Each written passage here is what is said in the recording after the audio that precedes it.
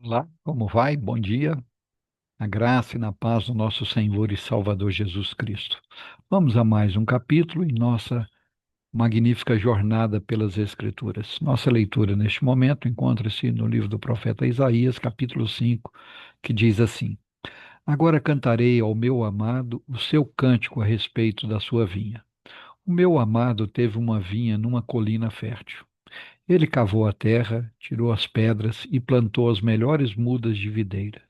No meio da vinha, ele construiu uma torre e fez também um lagar. Ele esperava que desse uvas boas, mas deu uvas bravas. E agora, ó moradores de Jerusalém e homens de Judá, peço que julguem entre mim e a minha vinha. Que mais se podia fazer à minha vinha que eu não tenha feito? E como, esperando eu que desse uvas boas, veio a produzir uvas bravas? E agora lhes darei a conhecer o que pretendo fazer com a minha vinha. Vou tirar a cerca que está ao redor, para que a vinha sirva de pasto. Derrubarei o seu muro, para que ela seja pisoteada. Farei dela um lugar abandonado. Não será podada nem cavada, mas crescerão nela espinheiros e ervas daninhas. Também darei ordem às nuvens para que não derramem chuva sobre ela. Porque a vinha do Senhor dos Exércitos é a casa de Israel, e os homens de Judá são a planta preferida do Senhor. Este esperava retidão, mas eis aí opressão. Esperava justiça, mas eis aí clamor por causa da injustiça. Ai dos que ajuntam casas e mais casas, reúnem para si campos e mais campos, até que não haja mais lugar, e ficam como únicos moradores no meio da terra. Eu ouvi o Senhor dos Exércitos dizer isso. Na verdade, muitas casas ficarão desertas, até as grandes e belas ficarão sem moradores. Uma grande vinha produzirá somente alguns litros de vinho, e um saco cheio de semente não dará mais do que alguns quilos de trigo. Ai dos que se levantam pela manhã para logo se embriagarem, e continuam até a alta noite, até que o vinho os esquente. Liras e harpas, tamborins e flautas, e vinho não faltam nos seus banquetes. Porém, não consideram os feitos do Senhor, nem olham para as obras das suas mãos. Portanto, o meu povo será levado cativo por falta de entendimento. Os seus nobres passarão fome, e o povo simples morrerá de sede. Por isso, a sepultura aumentou o seu apetite e abriu ao máximo a sua boca. Para lá desce o esplendor de Jerusalém e a sua multidão, o seu ruído e os que nele se alegram. Então o povo será abatido e as pessoas se humilharão, e os olhos dos orgulhosos serão humilhados. Mas o Senhor dos Exércitos será exaltado em juízo. Deus, o Santo, será santificado em justiça. Então os cordeiros pastarão ali como se estivessem no seu pasto, e os nômades se nutrirão dos campos que os ricos deixaram abandonados. Ai dos que puxam para si a iniquidade como cordões de justiça, que puxam o pecado como se faz com as cordas de uma carroça, e dizem que Deus se apresse e termine logo a sua obra, para que a vejamos, que se aproxime e se manifeste o conselho do Santo de Israel, para que conheçamos.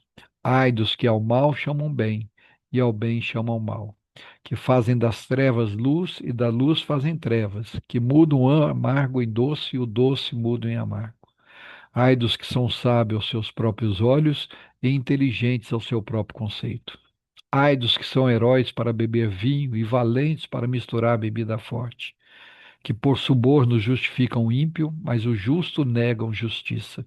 Portanto, assim como as labaredas consomem a palha e a erva seca se desfaz pela chama, assim a raiz deles será como podridão, e a flor deles subirá como pó, porque rejeitaram a lei do Senhor dos Exércitos e desprezaram a palavra do Santo de Israel. Por isso, a ira do Senhor se acendeu contra o seu povo, povo contra o qual estendeu a mão e ao qual castigou. Os montes tremeram e os seus cadáveres são como lixo no meio das ruas. Nem com tudo isso se desviou a ira de Deus, e a mão dele continua estendida. Ele levantará um estandarte para as nações distantes e lhes assobiará para que venham das extremidades da terra. E eis que elas vêm rapidamente, com toda a pressa. Não há entre elas quem esteja cansado, nem quem tropece, ninguém dormita, nem dorme.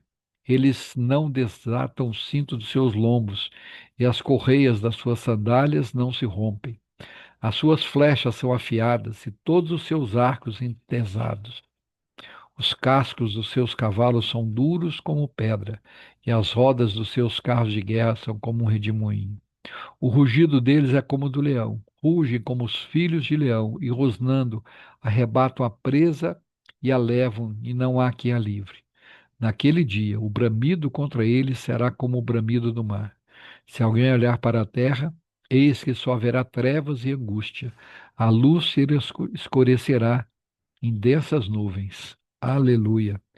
Louvado seja o nome do Senhor por essa porção da sua palavra.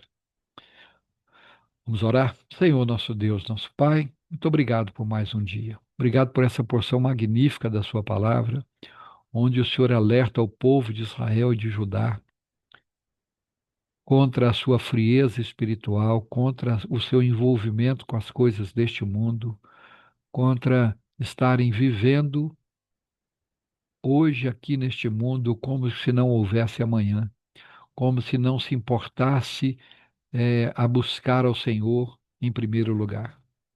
Pessoas que compravam, acumulavam bens, riquezas, a semelhança de muitos hoje, que vivem apenas nesta dimensão. Pessoas que se dizem povo de Deus, como Israel era, mas que vivem uma vida de mornidão espiritual, de frieza espiritual, uma vida mundana, materialista, onde os objetivos são materiais, onde toda a energia, toda a força, todo o vigor é gasto para adquirir bens e riquezas e não dispõe de tempo nem disposição para buscar o Senhor e obedecer ao Senhor. Vive uma vida de uma religiosidade fria, vazia, que tentam aplacar a sua mente, a sua, a sua incoerência, e então eventualmente aparecem na sua casa, eventualmente leem afobadamente a tua palavra, eventualmente fazem uma rápida oração, sem contudo derramar a sua alma diante do Senhor, sem contudo deixar tudo no altar. Infelizmente, são rebeldes e desobedientes, que não cumprem o que Jesus Cristo nos ensinou no Sermão do Monte, quando disse: Buscai, pois, em primeiro lugar o reino de Deus e a sua justiça. Só assim as demais coisas nos seriam acrescentadas. Temos buscado com força, com afinco, com dedicação as demais coisas e desprezado o reino de Deus e a sua justiça. Clamamos que o Senhor tenha misericórdia de nós, que a tua palavra encontre lugar em nossa mente e em nosso coração, que o teu Espírito nos convença do pecado, da justiça e do juízo e nos conduza a uma vida de devoção diária, de oração, de meditação na tua palavra, de estudo da tua palavra, de comunhão com os irmãos, de jejum, de oração, de envolvimento com a tua igreja, de envolvimento com a tua obra, que todo o nosso vigor, toda a nossa força, todo o nosso entendimento, nós possamos amar o Senhor, proclamar as boas novas de salvação, possamos buscar em primeiro lugar o seu reino e a sua justiça, porque o Senhor é fiel e justo para cumprir tudo aquilo que o Senhor falou. Tenha misericórdia de nós e livre-nos desse juízo de condenação, para que é o destino de todos aqueles que desprezam o Senhor, desprezam a Sua palavra, desprezam a intimidade, a comunhão com o Senhor e desprezam a vida na tua igreja. Tem misericórdia de nós.